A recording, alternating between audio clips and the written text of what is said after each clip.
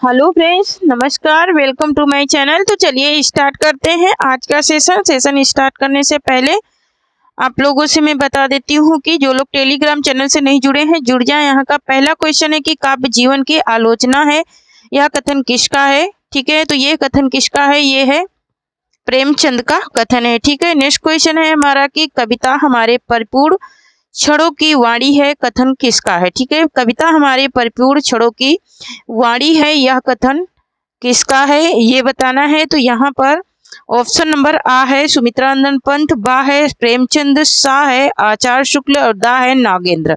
ठीक है, तो यहाँ पर इसका राइट आंसर हो जाएगा हमारा क्या, ऑप्शन नंबर आ हो जाएगा। सुमित्रानंद पंत का ये कथन है कि कविता हमारे परिपूर्ण क्षणों की वाणी है।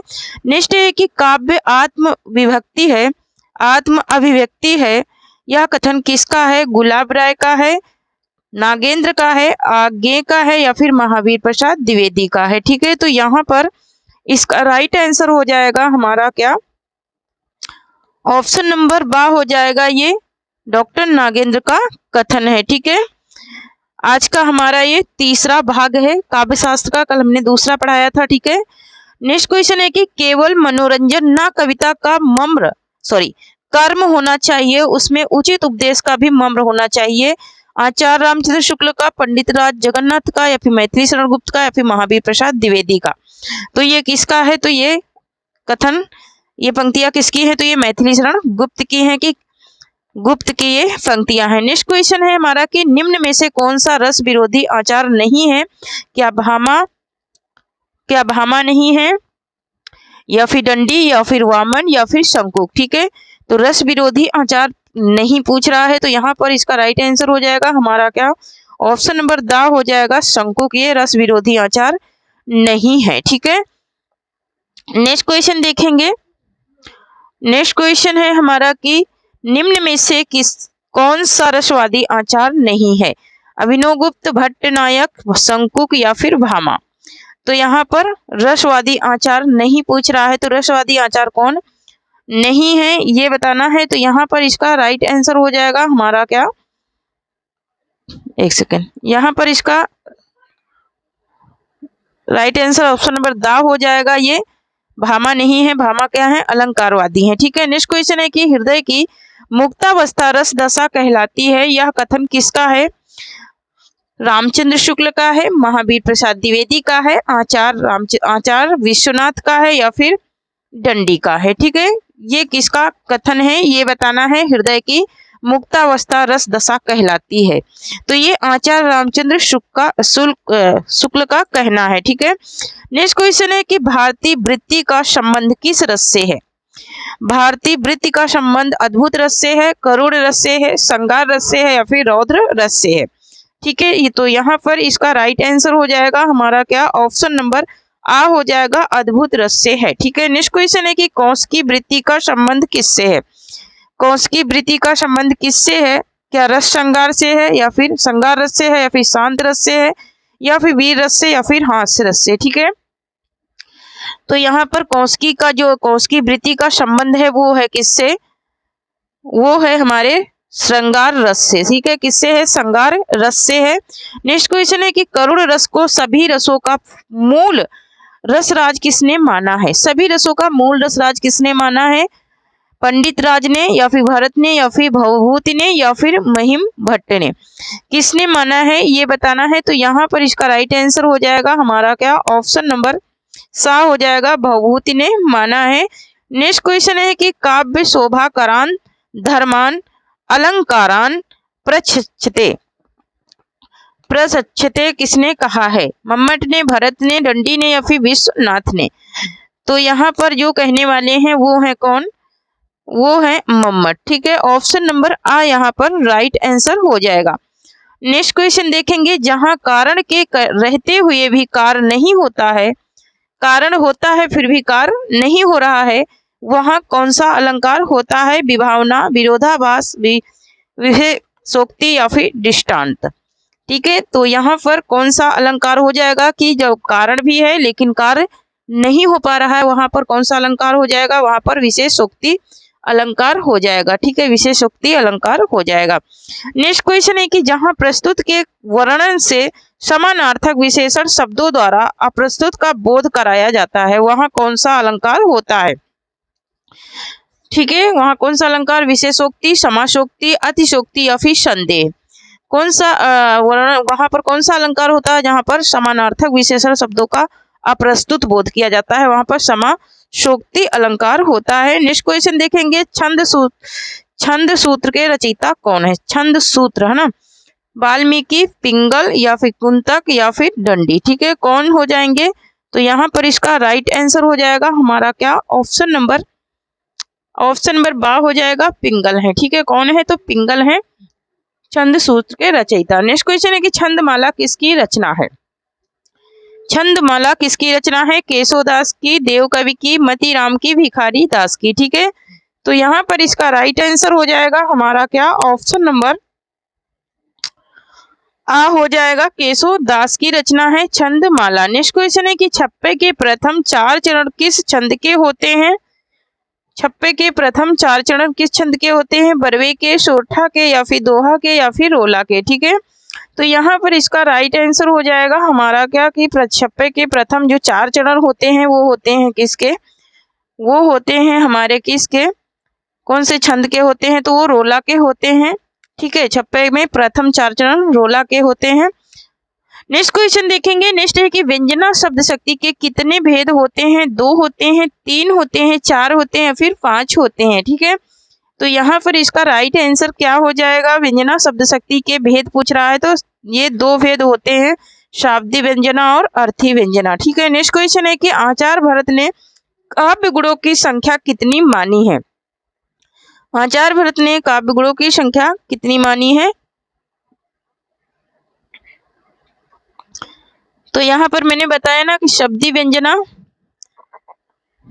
ठीक है, शब्दी व्यंजना और अर्थी व्यंजना, है ना, शब्दी व्यंजना और अर्थी व्यंजना, क्योंकि कुछ लोग बोल रहे हैं कि मैम लिख के बताइए। ठीक है, तो इसलिए मैंने बैक किया। ठीक है, नेक्स्ट क्वेश्चन है कि आचार्य भरत ने काव्य गुणों की संख्या कितनी मानी है? 10, 5, 8 या फिर 12?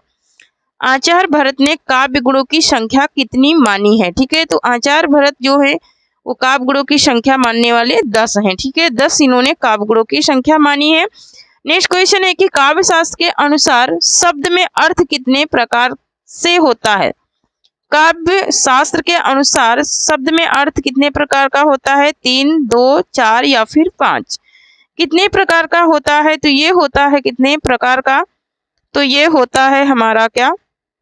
3 प्रकार का। ठीक है, नेक्स्ट क्वेश्चन है कि रूढ़ि, यौगिक, योग रूढ़ि शब्दों का अर्थबोध किस शब्द शक्ति से होता है?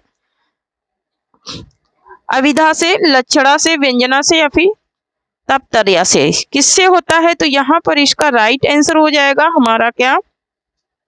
ऑप्शन नंबर आ हो जाएगा, अविधा से होता है। किससे होता है? तो अविधा शब्द शक्ति से होता है रूढ़, यौगिक और योग रूढ़ शब्दों का अर्थबोध। नेक्स्ट क्वेश्चन है कि उत्तम अभिधा काव्य है किसने कहा है? उत्तम अभिधा काव्य है किसने कहा? कुलपति मिश्र ने, भिखारी दास ने, देव ने या फिर बिहारी ने? ठीक है, मोस्ट इंपोर्टेंट ये क्वेश्चन है। ठीक है, मोस्ट इंपोर्टेंट क्वेश्चन है। ठीक है, ये बहुत बार रिपीट हो चुका है, ये देव ने कहा है। ठीक है, नेक्स्ट क्वेश्चन है कि वीर, विभत्स और रौद्र रस में होता है। वीर, विभत्स और रौद्र रस में क्या होता है? ठीक है, प्रसाद गुण, मधुर गुण, ओज गुण या फिर इनमें से कोई नहीं, है ना। यहाँ पे गुण की बात हो रही है कि वीर, विभत्स और रौद्र रस में कौन सा गुण होता है? तो ओज गुण होता है। ठीक है, कौन सा गुण होता है? ओज गुण होता है। नेक्स्ट क्वेश्चन है कि रसाप कपर्षका दोषा किसने कहा है? रसा पकर्षा दोषा किसने कहा है? किसने कहा है? शंकुक ने, हेमचंद ने, विश्वनाथ ने या फिर अभिनव गुप्त ने? किसने कहा है? तो ये कहने वाले कौन है? तो यहाँ पर इसका राइट आंसर हो जाएगा हमारा क्या? ऑप्शन नंबर सा हो जाएगा, विश्वनाथ ने कहा है। नेक्स्ट है कि अतएव विपस्सता गुणः काव्येषु कीर्तेषु किसने कहा है? कीर्तितेषु भरत मुनि ने, आनंदवर्धन ने, दंडी ने या फिर भामा ने? किसने कहा है? तो ये कहने वाले कौन है? तो वो है ये कहने वाले कौन है? तो ये हैं भरत मुनि। ठीक है। नेक्स्ट क्वेश्चन है कि गुलामी मृत्यु से भी भयावह है, यह कथन किसका है?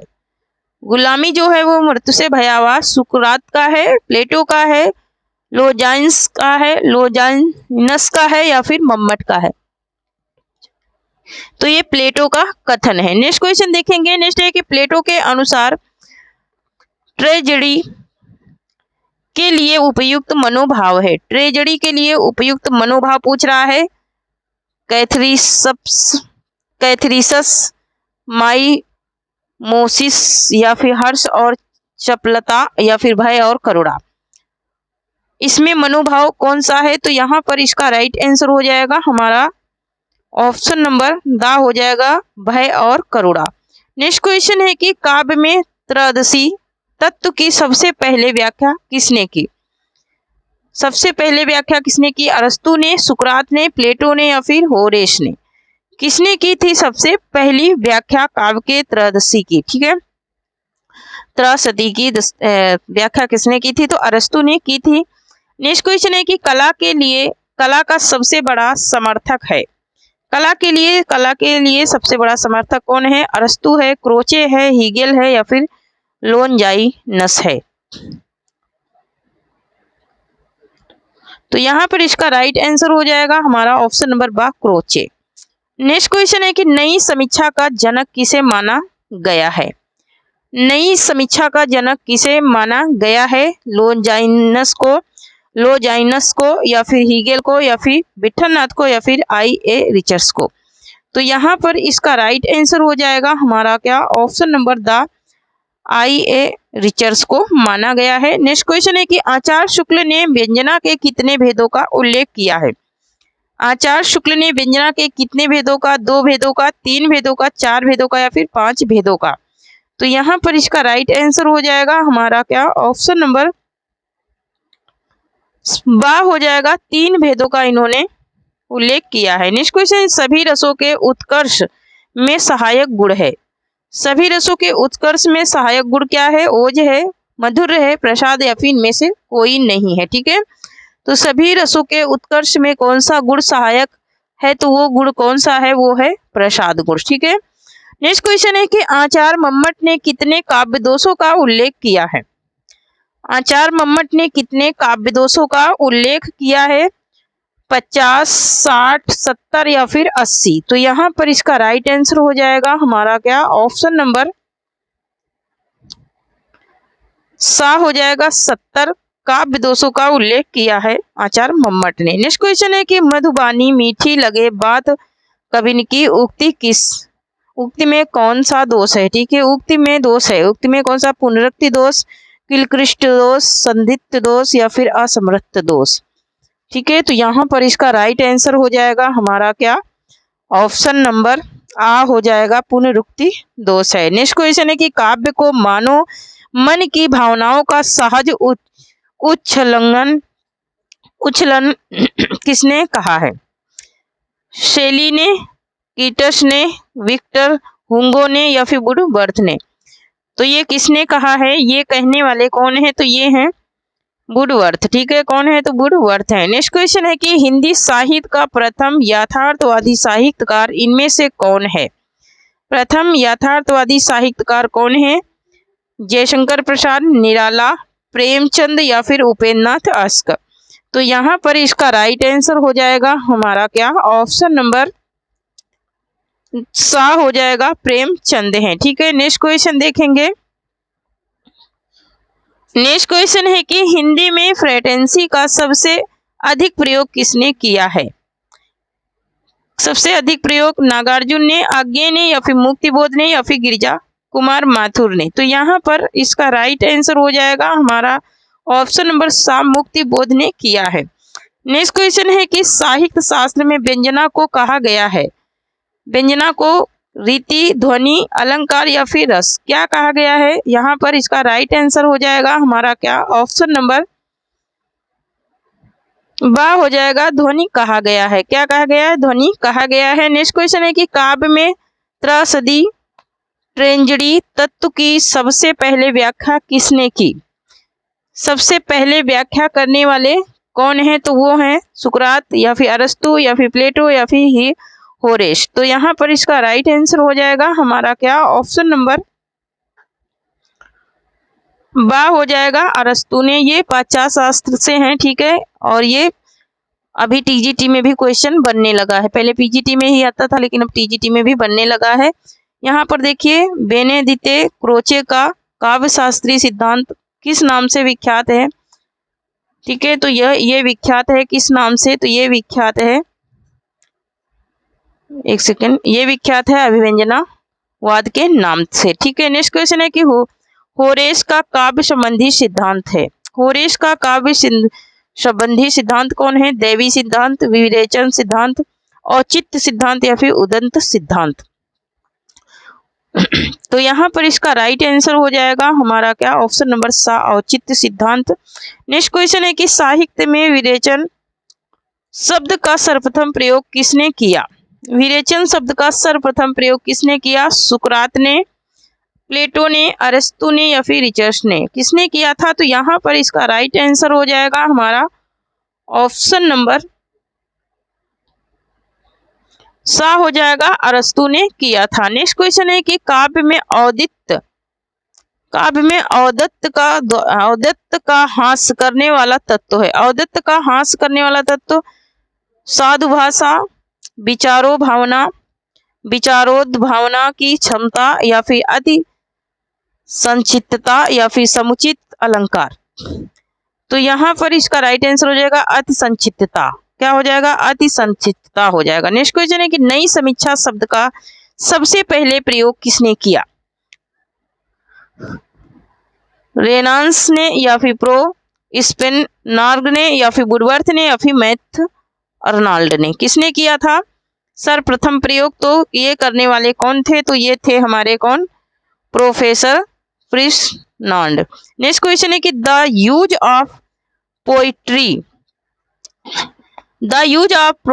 And the use of criticism के लेखक कौन है? क्रिज्म के लेखक कौन है? टी.एस. इलियट, हीगेल या फिर अरस्तु या फिर प्लेटो? तो यहाँ पर इसका राइट आंसर हो जाएगा हमारा क्या? ऑप्शन नंबर आ हो जाएगा, टी.एस. इलियट है। नेक्स्ट क्वेश्चन है कि ऐसी कल्पना जो तर्क सिद्ध नहीं है एक प्रकार की रहस्यात्मक अंतर्दृष्टि के परिणाम को कहते हैं? फ्रेस्टेंटी कहते हैं, फ्रेटेंसी कहते हैं या फिर बिंब कहते हैं या फिर मिथक कहते हैं या फिर कल्पना कहते हैं? तो उसको क्या कहते हैं? यहाँ पर उसको फ्रेटेंसी कहते हैं। ठीक है, नेक्स्ट क्वेश्चन है कि प्रतीक को लाक्षणिक वक्रता का एक प्रकार किसने माना है? लाक्षणिक वक्रता का एक प्रकार किसने माना है? महावीर प्रसाद द्विवेदी ने, भारतेंदु ने, रामचंद्र शुक्ल ने या फिर डॉक्टर नागेंद्र ने? किसने माना है? तो ये मानने वाले कौन है? तो वो है कौन? यहाँ पर इसका राइट आंसर हो जाएगा हमारा ऑप्शन नंबर सा, आचार्य शुक्ल ने माना है। नेक्स्ट क्वेश्चन है कि बिंबवाद के संबंध में कौन सा कथन असत्य है? तो ऑप्शन नंबर आ है, प्रतीकवाद की प्रतिक्रिया स्वरूप काव्य में बिंबवाद आंदोलन शुरू हुआ। बी है कि टी.ई. होम के बिंबवाद को दार्शनिक आधार प्रदान किया। और सा है कि साहित्य में बिंबवाद आंदोलन सन 1910 से 1918 तक अपने उन्मेष में रहा। फिर है अमेरिका के एजरा फाउंड ने बिंबवाद का सर्वाधिक विरोध किया। इसमें कथन असत्य वाला पूछ रहा तो ऑप्शन नंबर दा हो जाएगा, इसी ऑप्शन नंबर दा हो जाएगा। इसमें ही विरोध उसने किया था अमेरिका के एजरा फाउंड के लिए। ठीक है, नेक्स्ट क्वेश्चन है कि नील परिधान बीच सुकुमार खिला मृदु दुल